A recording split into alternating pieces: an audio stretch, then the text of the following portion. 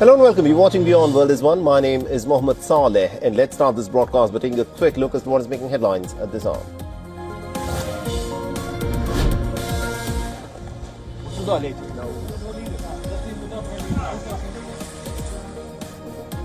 Now, Ukraine claims that at least about 7 people been killed and several others been injured in the Russian attack on Zaporizhia. President Zelensky meets with the Ukrainian troops on the front lines defending the embattled eastern city of Pokrovsk.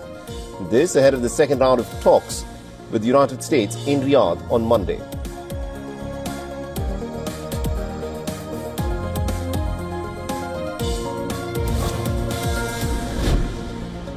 "13 people, including 10 police officers, have been injured and several cars damaged in a dramatic car chase spanning several kilometers in Paris. The French police officers were pursuing a driver who had refused to stop at their request.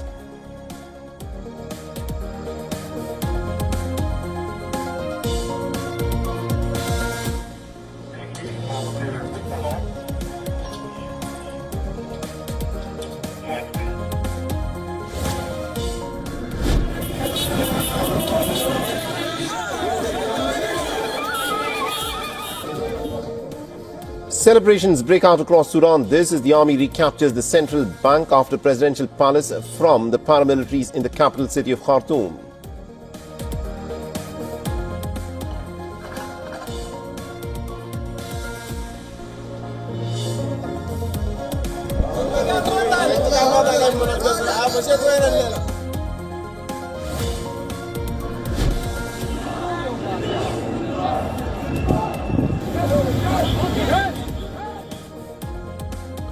Turkey braces for day 4 of the unrelenting protests. Detained Istanbul mayor Ekrem İmamoğlu denies terrorism charges brought against him. This after he was detained on Wednesday for alleged corruption and terrorism.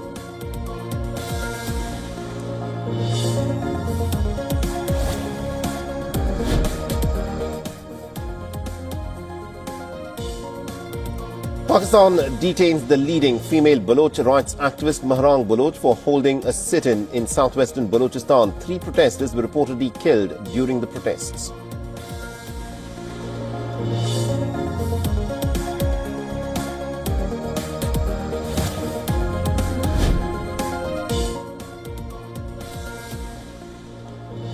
The Chief Justice of India, Sanjeev Khanna, forms a 3-member judge committee to conduct an inquiry into the allegations against High Court Judge Justice Yashwant Verma.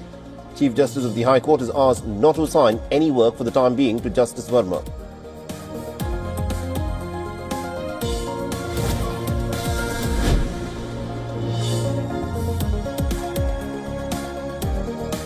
The London Heathrow resumes operations after an almost day-long closure sparked by an electrical substation fire, but thousands of passengers remain stuck as the airlines warn of severe disruptions which could continue for days to come.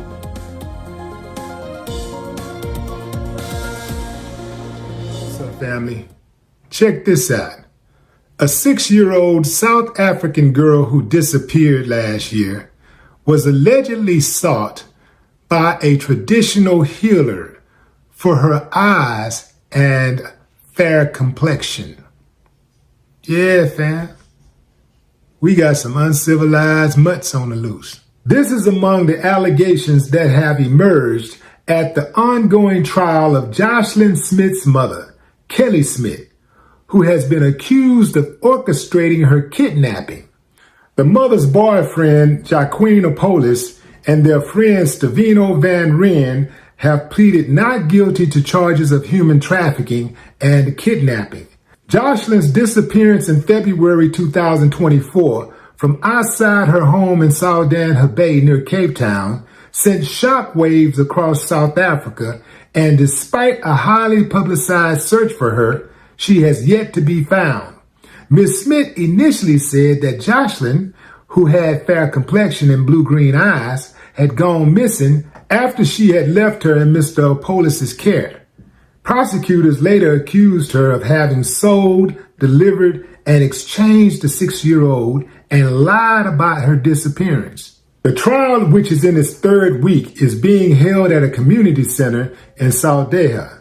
During the first week of the trial, the court heard details about the day Jocelyn went missing, including the fact that her mother only alerted police 6 hours after she noticed the young girl had disappeared. The court also heard that she appeared calm during the frantic search and seemed more concerned about her boyfriend's whereabouts than her missing child.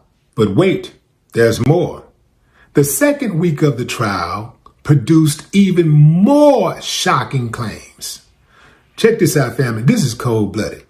A local pastor said, as far back as 2023, he heard Miss Smith, a mother of 3, talk about selling her children for 20,000 Rand.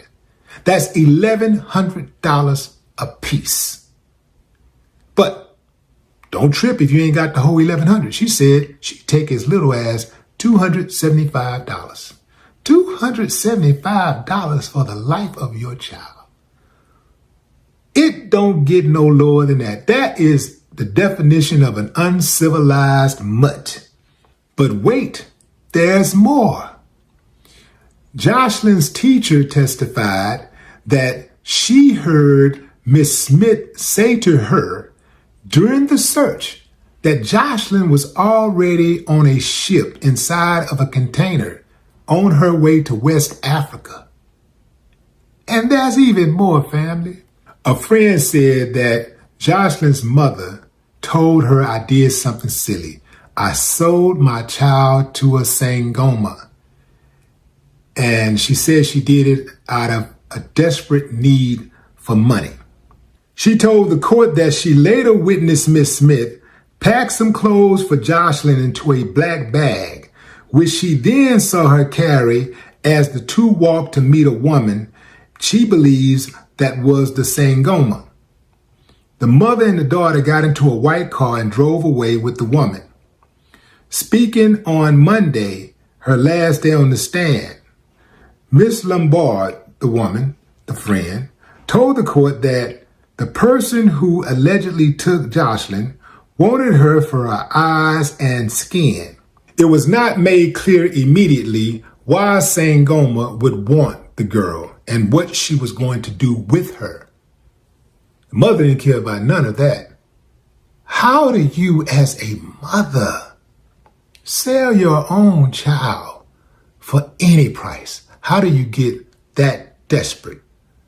I would think that a real mother would rather die than sell her child.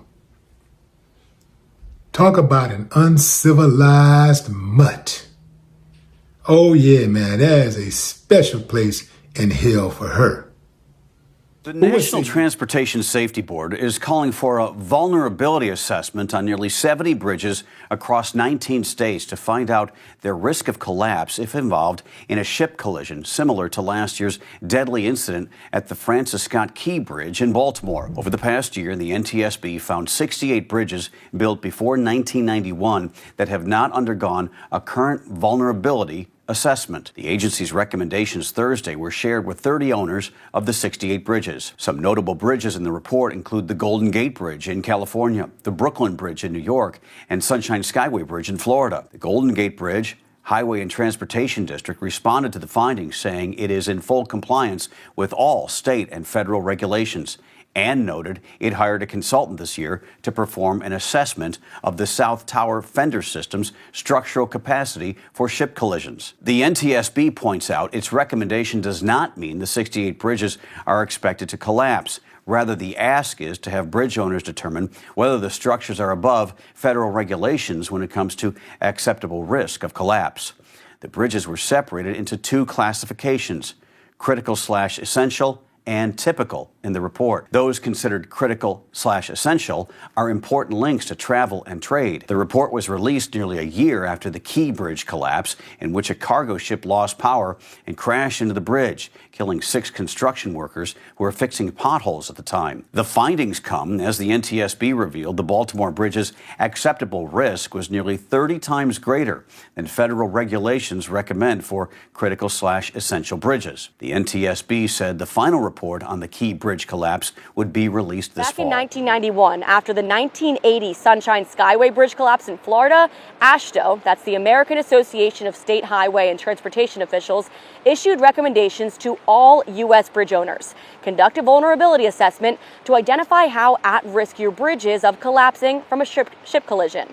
According to NTSB Chair Jennifer Homendy, the MDTA never did it for the Key Bridge or the Chesapeake Bay Bridge, despite MDTA officials sitting on the very subcommittee that issued those recommendations. AASHTO reiterated this guidance again in 2009 after it revised its bridge design standards.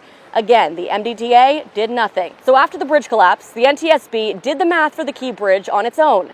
Homendy says we asked the MDTA for the data needed to perform these calculations. They simply didn't have it. Had they ran the calculation on the Francis Scott Key Bridge, the MDTA would have been aware that the bridge was almost 30 times greater than the risk threshold AASHTO sets for critical essential bridges. 30 times greater. Homendy said explicitly the MDTA could have prevented its bridge from collapsing.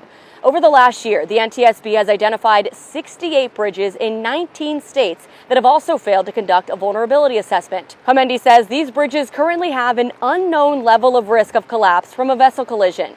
The Chesapeake Bay Bridge is included in that list. So again, this update did not touch on what actually happened on March 26th of last year. The NTSB plans to release some information from the voyage data recorder on the Dali ship in the coming weeks. And the NTSB doesn't expect to release the full report onto what happened until the fall.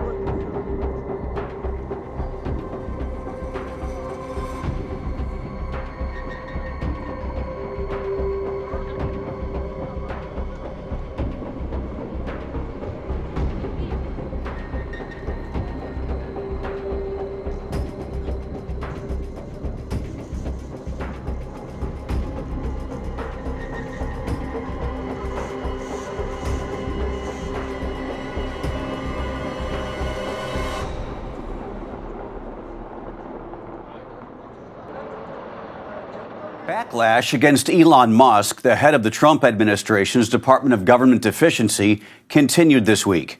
U.S. News and World Report is reporting that drivers have traded in a record number of Teslas.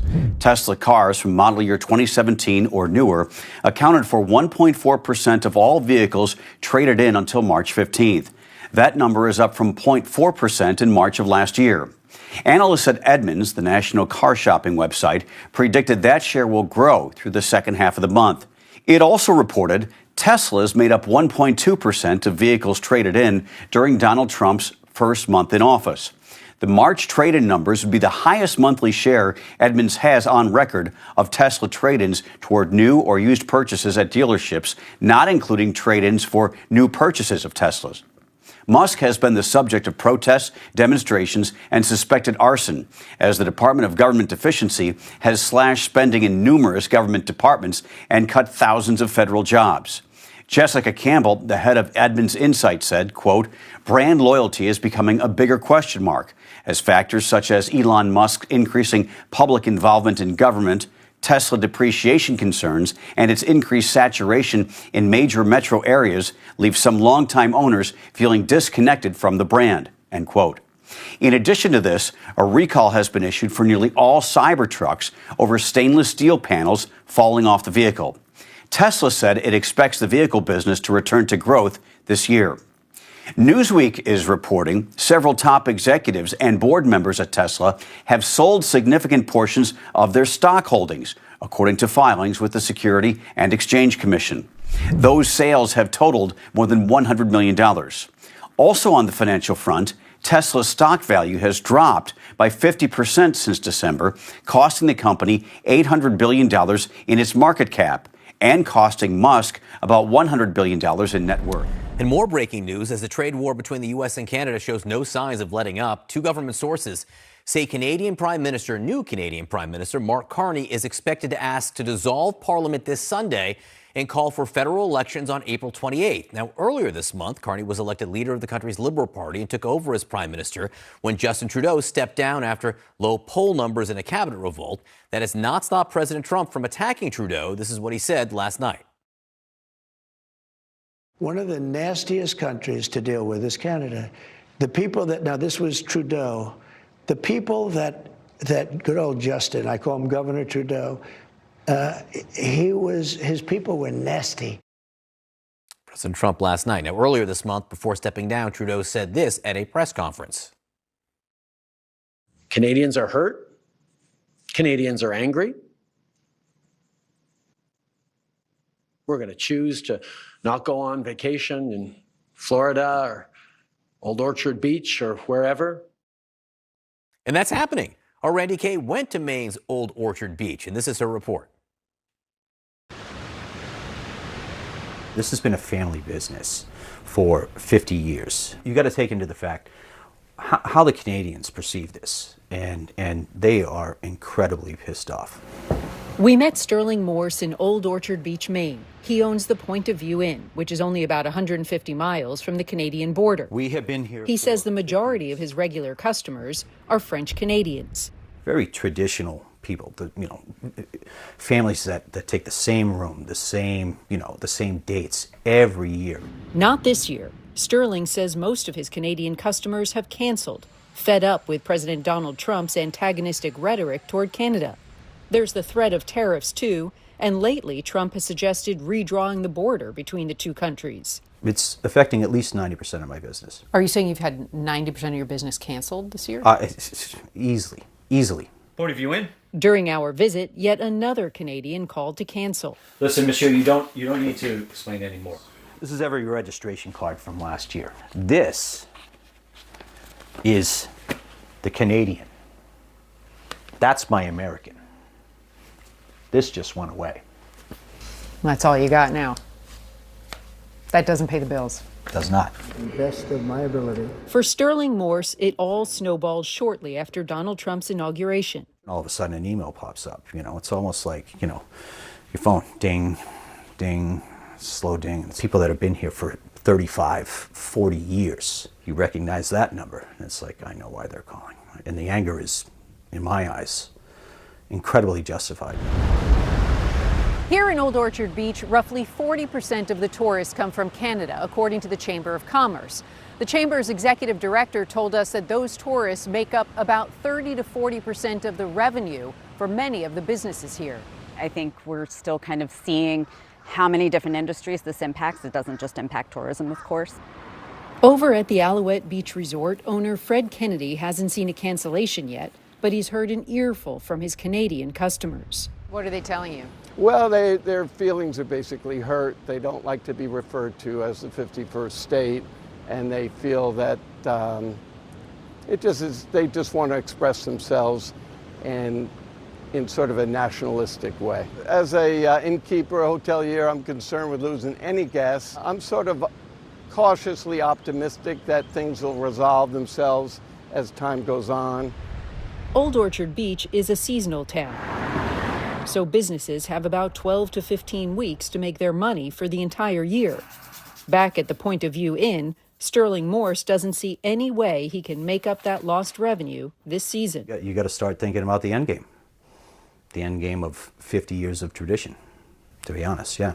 Like you would consider closing down, selling? There may be no choice. Sterling Morse, the inn owner who says he lost 90% of his business, went to school in Montreal and feels a real kinship with Canadians. He told me that their anger is justified and he appreciates their renewed sense of nationalism. He also told me that he has tried to convince some of them to change their minds and to come anyway, but he says they are standing firm with Canada. Thursday is the United Nations International Day of Happiness. And to mark the occasion, we're getting an idea of where to find the happiest places on Earth. Spoiler alert, they don't include Disney World, so there's an upset for starters. The 13th annual World Happiness Report shows Finland is the happiest nation in the world for the 8th year in a row, with Denmark and Iceland next on the list. The United States, however, earned its lowest ranking yet, landing at number 24 on the list. According to the report, in the United States and some parts of Europe, declining happiness and social trust have contributed significantly to the rise of political polarization. The World Happiness Report ranks countries according to self-assessed life evaluations after asking respondents to think of a ladder with the best possible life for them being a 10 and the worst being a 0. Then rate their current lives on that scale.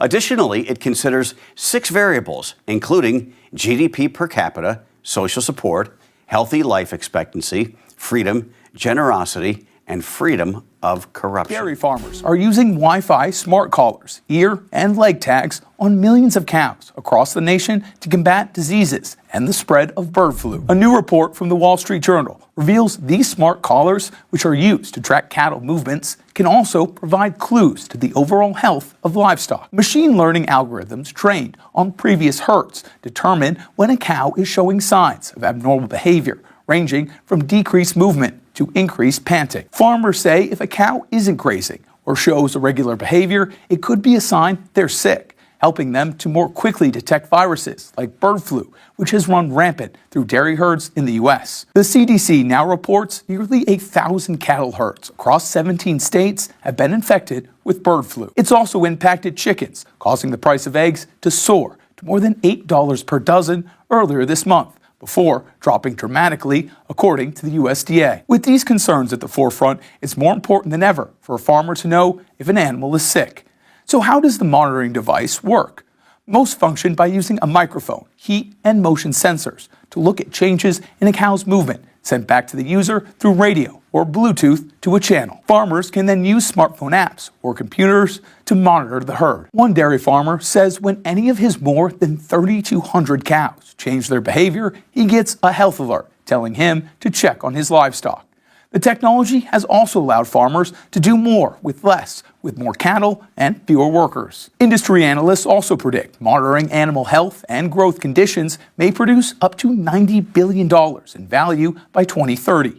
The technology, however, does have its drawbacks for farmers in internet deserts, which means the collars haven't caught on in as many rural areas as companies would like. The technology isn't cheap either. A single collar can range from $50 to $200, plus the cost of maintenance, subscriptions, and software updates.